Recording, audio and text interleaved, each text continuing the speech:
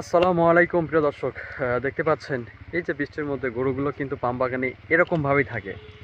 আর এই যে গরু মালিক আসছে হচ্ছে গরুগুলোকে নিয়ে যেতে।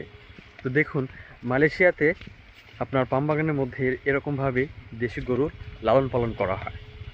আর যখন বৃষ্টি আসে তখন কিন্তু গরুগুলা একটা গাছের গোড়ায় গিয়ে দাঁড়িয়ে থাকে, ঠিক আমাদের মতন। যখন বৃষ্টি আসে তখন আমরা গাছের নিচে আশ্রয় নেই, এই গরুগুলো ঠিক একই রকম গাছের গোড়ায় গিয়ে আশ্রয় নেয়।